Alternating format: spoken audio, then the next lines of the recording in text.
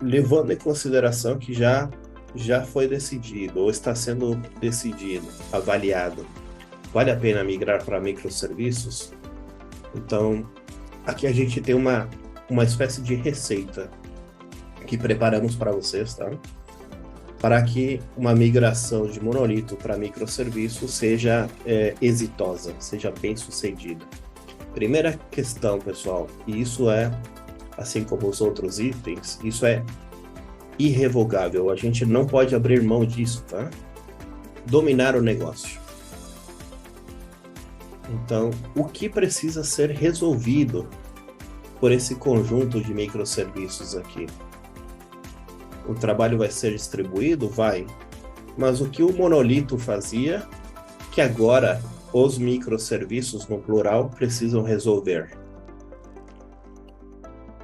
Então, dominar o negócio é algo que tem que ser realizado, né? E não estou falando aqui, pessoal, de atividades de um analista de negócios ou de um analista de sistemas apenas. Estou falando de todo o time, tá? O time técnico que implementa também tem que ter o conhecimento do que o monolito resolvia antes, que precisa ser resolvido agora com microserviços. Avaliar a arquitetura existente.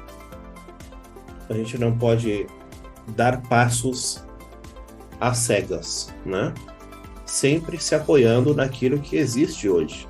Da mesma forma que o monolito resolve uma série de questões de negócio, ele os resolve de uma determinada maneira, com uma determinada arquitetura, adotando determinadas abordagens, né? Então, conhecer essa arquitetura existente também é fundamental. E aí vem o próximo item, que é talvez o mais complicado, tá? Quebrar o paradigma, começar a pensar em componentes. É aquilo que a gente vem falando faz uns minutos atrás. Se antes tudo era resolvido por um monolito, e ele era robusto e ele resolvia toda a parada, como é que eu posso distribuir essas responsabilidades para me trazer os benefícios de microserviços, né? Como é que esses componentes eles vão conversar entre si? Porque fatalmente eles vão conversar entre si. Eles precisarão uns dos outros. Você não pode, por exemplo, ter um microserviço que inscreve um usuário em eventos esportivos se você não consulta o outro microserviço dos eventos esportivos disponíveis. É aí que eu estou querendo chegar. Os microserviços são distribuídos, têm responsabilidades pequenas, mas sempre vão conversar entre si. Escolher as tecnologias, pessoal, e frameworks. Você tem liberdade para escolher tecnologias com microserviços mais do que com monolito? Sim, tem. Você pode escolher virtualmente qualquer linguagem de programação para fazer o teu microserviço. Mas temos uma responsabilidade como profissionais de TI, que é na preservação do investimento que as instituições fazem nesse software. E aí, parte da nossa responsabilidade é escolher frameworks e tecnologias que têm uma boa adoção de mercado, que têm profissionais disponíveis no mercado para fazer essa manutenção, que tem um segmento claro, um roadmap, um futuro para essa tecnologia, né? Senão a gente cai em problemas muito sérios de falta de manutenibilidade, por exemplo. Se a gente adota uma tecnologia muito exótica, que tem poucos usuários utilizando na comunidade e que tem pouca documentação, quem sofre somos nós mesmos. E, consequentemente, todos os que virão depois de nós, né? Capacitação de pessoas, pessoal. É, esse item é extremamente óbvio, mas também é fundamental, porque se você não qualifica pessoas a pensar distribuído, pensar em microserviços como arquitetura, entender como isso funcionaria da melhor maneira, né?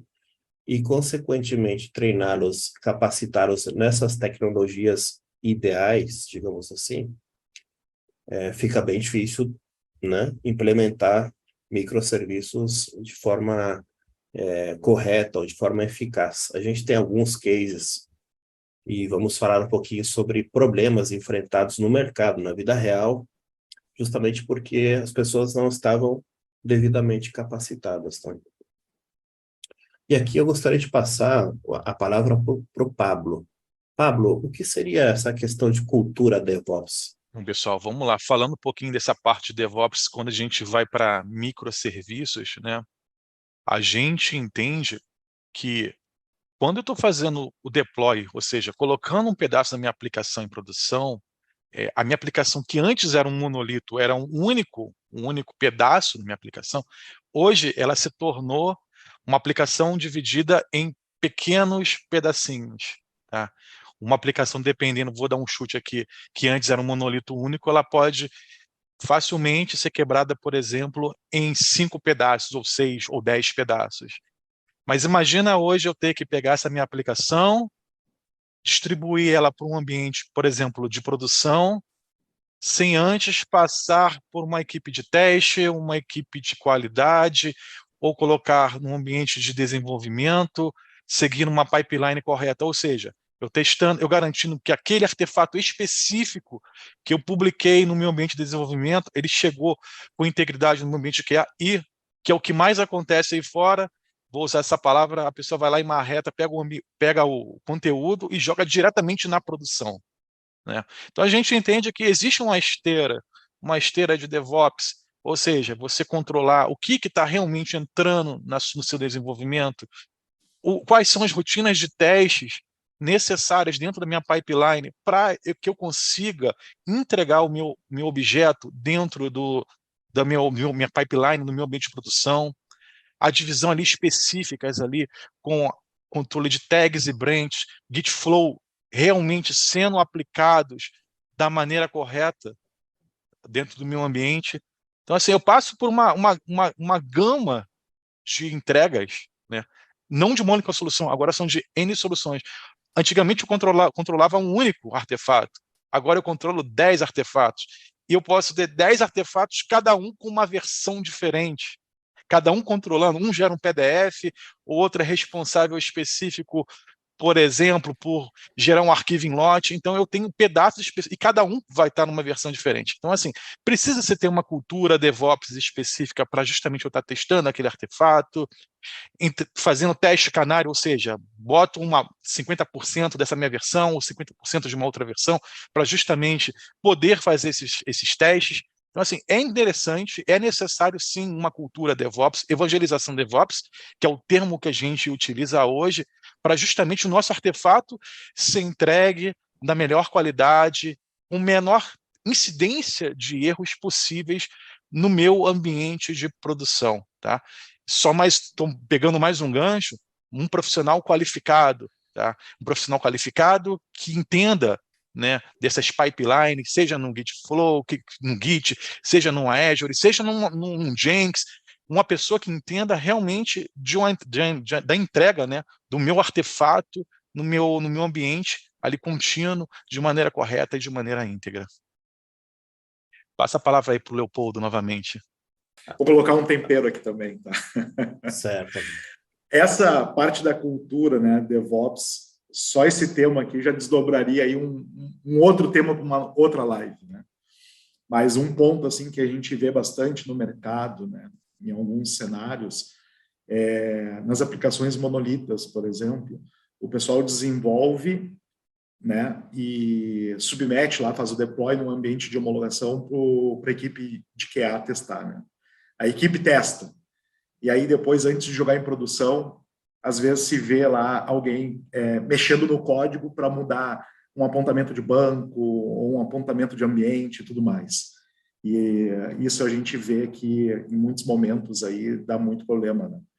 Então, essa cultura de DevOps é extremamente importante justamente para manter a integridade da aplicação conforme o Pablo comentou aí anteriormente, né? Uma vez que foi promovido, né, aquele artefato ali para um ambiente de homologação e testado, não pode se mexer mais naquele artefato, né, e alterar apontamentos e tudo mais antes de jogar para produção, né? Isso é um risco altíssimo, né?